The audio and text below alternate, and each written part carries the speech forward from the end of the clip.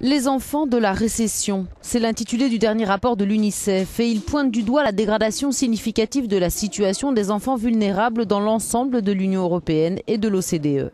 Selon ce rapport, 2,6 millions d'enfants ont plongé sous le seuil de pauvreté dans les pays les plus riches du monde depuis 2008 et le début de la crise économique. En Belgique, par exemple, ce sont les jeunes entre 16 et 24 ans qui sont les plus durement touchés.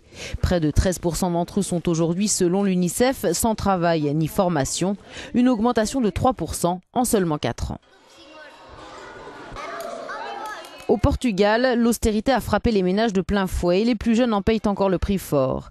Près de 550 000 mineurs ont perdu le droit aux allocations familiales entre 2009 et 2012. Au plus fort de la récession, la cantine scolaire a souvent été le seul vrai repas quotidien pour beaucoup d'enfants. Dans plus de la moitié des pays étudiés, 41 au total, plus d'un enfant sur 5 vit en situation de pauvreté. L'Espagne, fortement touchée par la crise, affiche l'un des plus forts taux de pauvreté infantile après la Grèce et la Lettonie. Très impactée, la classe moyenne espagnole.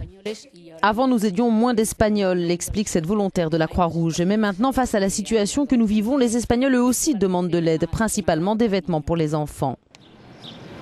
De son côté, l'Irlande fait partie des 5 pays les plus mal classés par l'UNICEF dans l'évolution de la pauvreté des enfants. Épinglés aussi la Croatie, la Lettonie, la Grèce et l'Islande. Les adolescents et jeunes adultes ne sont pas épargnés. Dans la tranche 15-24 ans, il serait dans l'Union européenne 7,5 millions à ne suivre ni études ni formation et à ne pas travailler. La plupart des enfants et probablement les prochaines générations vont finir par émigrer, dit cette maman, car il n'y a rien à faire en Irlande. Ça va devenir dur pour les enfants quand ils vont grandir, surtout s'il n'y a pas de travail pour eux. Conclusion, les enfants sont les grands oubliés des débats autour de la crise économique et financière, alerte l'UNICEF et l'organisation d'insister sur le fait que sans mesures spécifiques et ciblées dans un certain nombre de pays, une génération entière pourrait être sacrifiée.